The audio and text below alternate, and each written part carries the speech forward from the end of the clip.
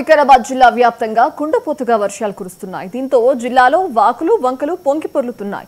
పలు ప్రాంతాల్లో వాకుల ఉధృతికి వివిధ గ్రామాలకు రాకపోకలు నిలిచిపోయాయి. పూడూరు మండలం, చేవెళ్ల మండలం, దేవరంపల్లి వద్ద ఈసీ వాకు జోరుగా ప్రవహిస్తోంది.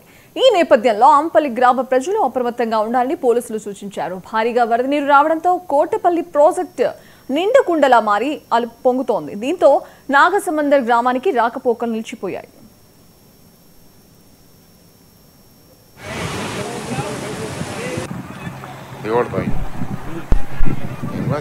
వికారాబాద్ జిల్లాలో గత వారం రోజులుగా భారీ వర్షాలు కురుస్తున్నాయి.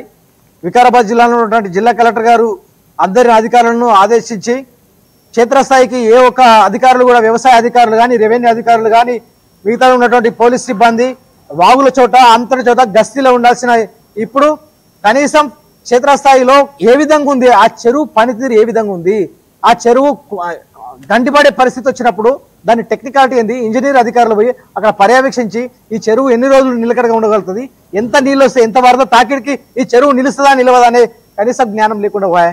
ఇంత చదువులు చదివి గ్రూప్ 1 అధికారులు ఈ పోస్టులలో ఉండి ఏం లాభం? సమాజానికి మీరు సేవ చేయనప్పుడు మీ ఉద్యోగాలు ఎందుకు? మీరు ఉద్యోగాలు తక్షణమే వికారాబాద్ ఇరిగేషన్ ఈ గారిని తక్షణమే జిల్లా కలెక్టర్ గారు కానీ, రాష్ట్ర ప్రభుత్వం ఉన్నటువంటి సీఎం గారు తక్షణమే సస్పెండ్ చేయండి.